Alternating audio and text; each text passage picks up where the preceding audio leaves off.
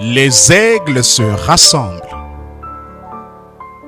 Lettre du samedi 10 août 2024 du frère Joseph Branham aux aigles qui se rassemblent autour de la voie du 7e ange.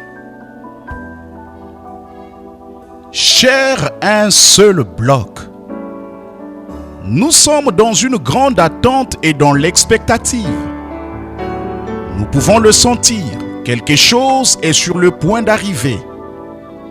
Nous voulons être unis pour écouter ta voix, pour recevoir tout ce que tu dis et quoi que tu dises. Nous voulons cela. Nous voulons en faire partie. Nous croyons chaque parole. Qu'est-ce qui se passe? Dieu est en train de faire l'histoire. Dieu est en train d'accomplir la prophétie.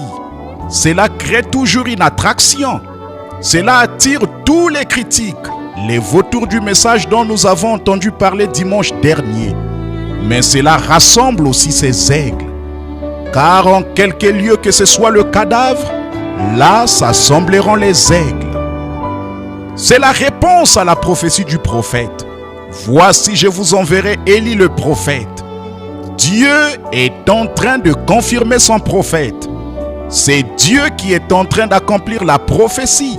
C'est Dieu qui est en train de faire l'histoire, qui est en train d'accomplir sa parole. C'est le 3e poule en train de s'accomplir. Je sais qu'il semble que tout ce que je fais, c'est d'être en désaccord avec tous les dirigeants des églises. Et il semble que je condamne tout ce qu'ils font. Mais je crois que nous sommes ce groupe particulier de gens qui est prédestiné à appuyer sur play et à écouter ce message, cette voix et à la suivre. Nous ne tenons aucun compte de la masse. Nous ne tenons aucun compte des critiques de l'incroyant. Nous n'argumentons pas avec eux. Nous avons une seule chose à faire, c'est de croire et de saisir chaque parcelle de cela. Tout ce que nous pouvons, de nous en imprégner comme Marie qui s'asseyait aux pieds de Jésus. Nous ne nous intéressons à rien d'autre. Nous n'avons besoin de rien d'autre. Nous croyons que tout ce que nous avons besoin d'entendre se trouve sur les bandes. La parole de Dieu n'a besoin d'aucune interprétation. Écriture. La promesse est accomplie. Messieurs, quelle heure est-il et quelle est cette attraction? Dieu qui accomplit sa parole. Il est le même hier, aujourd'hui et éternellement. Fin de citation, frère Joseph continue. Quelle est l'attraction? Dieu qui a de nouveau accompli sa parole rassemble son peuple dans les églises, dans les stations-service, dans les maisons, où les gens sont réunis autour des petits microphones d'un bout à l'autre du pays, jusqu'à la côte ouest, là-bas dans les montagnes de l'Arizona, dans les plaines du Texas, jusque là-bas sur la côte est, d'un bout à l'autre du pays et partout dans le monde. Beaucoup d'heures nous séparent dans le temps, mais Seigneur, nous formons ensemble un seul bloc, des croyants qui attendent la venue du Messie.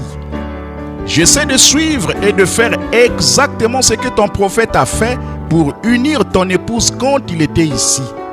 Ce qu'il a fait est mon exemple.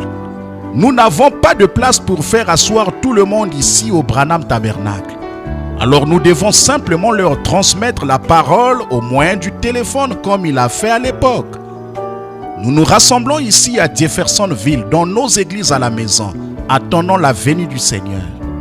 Tu viens de nous dire qu'il y en aura beaucoup dans ces derniers jours qui essaieront de te rendre un service sans que cela soit ta volonté parfaite. Il y en aura beaucoup qui seront loin du véritable Saint-Esprit, mais qui seront de faux enseignants. Seigneur, le seul moyen pour nous d'être certains, c'est de nous en tenir à la parole et de nous en tenir à l'enseignement sur les bandes, de nous en tenir à ta voix confirmée. Nous croyons que nous sommes ta sémence prédestinée qui ne peut rien faire d'autre que suivre cela. C'est ce qui compte plus que la vie pour nous. Ôtez-nous la vie, mais ne nous ôtez pas cela. Que va-t-il se passer ce dimanche? Dieu va accomplir sa parole.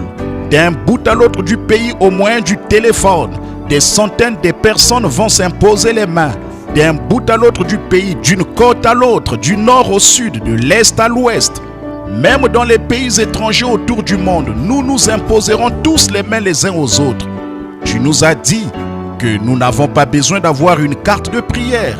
Nous ne sommes pas obligés de passer dans la ligne. Tout ce dont nous avons besoin d'avoir, c'est la foi. Nous lèverons les mains et dirons, « Je suis un croyant. » Que va-t-il se passer? Écriture. Satan, tu es vaincu. Tu es un menteur. Et en tant que serviteur de Dieu, nous t'ordonnons au nom de Jésus-Christ d'obéir à la parole de Dieu et de sortir des gens. Car il est écrit, en mon nom, ils chasseront les démons. Dieu bien-aimé, tu es le Dieu du ciel qui a vaincu ces jours-là avec une attraction sur le mont du calvaire, toute maladie et toute infirmité et toutes les œuvres du diable. Tu es Dieu et les gens sont guéris par tes meurtrissures. Ils sont libres au nom de Jésus-Christ. Amen. Fin de citation, frère Joseph continue. Dieu va accomplir sa parole. J'aimerais vous inviter à venir écouter avec nous une partie de son épouse alors que nous écouterons le message « Quelle est l'attraction sur la montagne ?» du 25 7e mois 1965. Nous nous rassemblerons dimanche à midi, heure de Jeffersonville. Certains pourraient penser que nous sommes une dénomination parce que nous nous rassemblons pour écouter le même message en même temps. Mais je crois que si Frère Branham était ici, il ferait exactement la même chose que nous ferons.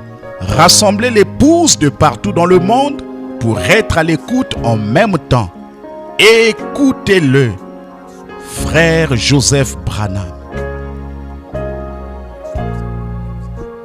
Passage des Écritures à lire.